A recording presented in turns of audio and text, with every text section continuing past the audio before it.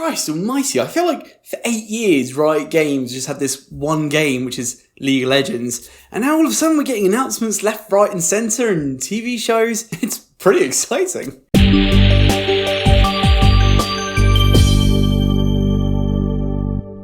Arcane. So, Arcane is this animated Netflix TV show which centres around the really popular MOBA game called League of Legends. Most people who play or follow video games on the regular have at least probably heard of this name. It's got an absolutely huge player base and the esports scene for it is growing every year as well. I think the finals this year had a higher viewership count than most professional sports finals did. So we have this 9-episode series following a handful of these characters that all hail from the same region. I guess it's an origin story of sorts of how these characters become what they are in the game. And if your first thought is, oh well, I haven't played the game or I'm not really interested in this IP, so this isn't going to be one for me, let me just stop you right there. Because whilst I understand you being inclined to think that, but as a standalone animated TV show, this is just really good. And that's honestly taking my fanboy hat off. I have played League of Legends for about 8 or so years, regularly falling in and out of love with it. But one thing that's always stayed true is the fascination behind the characters that are created and this world they had built surrounding the game. And you can always see this through Riot, the developer of League of Legends, through their music videos and animated trailers. So to see 9 lots of 40-minute episodes showing us not only an interesting, compelling story, but also something that can be accessed and loved by fans and newcomers alike, yeah, I think it's incredible. So the bottom line is that if you're a League of Legends fan, then this is a no-brainer. I really recommend you watching this. The rest of my video, I want to talk about the show for those that aren't really interested in the game or the IP. Because the show is getting huge praise at the moment. It's got something like 9.4 on IMDb, and it's one of Netflix's highest rated shows at the moment. Coupled with arguably some of the most unique visuals I've seen in animation. It's almost this cel-shaded, watercoloured yet jagged visual style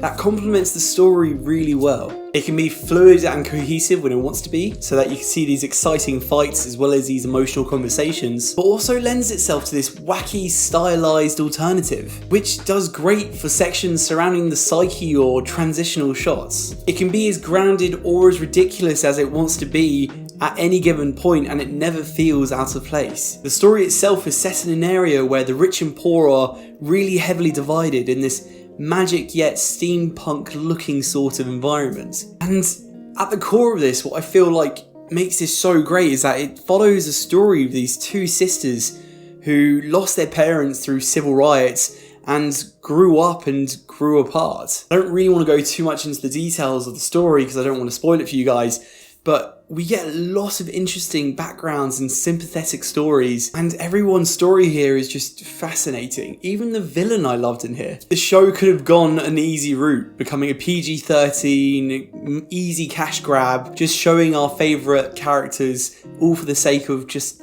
making a little bit of cash. But instead, the studio Fortiche, I believe they're called, it's a French studio, took this project really seriously with some really dark themes behind the story. A lot of messed up stuff happens in here and they never feel the need to pull back any of their punches. It's set a really high bar for what people can expect to see from this company going forwards. And that's not just in terms of TV shows, but their storytelling through their games that they're releasing as side projects is also really interesting. This just feels like the first big bang from a firework amongst an array of explosions that we can see in the next decade. They've already announced a season 2, it was very much deserved, and I'm really excited to see where they go with this next, as well as what other stories that they're going to tell. And I probably rambled a lot in this video, but I just really wanted to get across that this is one that I would definitely recommend.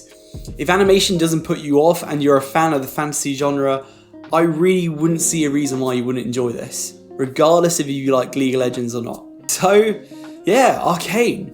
Maybe you've already seen it. If you have, let me know what your thoughts are down in the comments below. If you liked this video, feel free to leave it a like or subscribe, that really helps out. And as always, stay tuned for more reviews on movies, anime, and video games. Until next time guys, take care. Bye bye.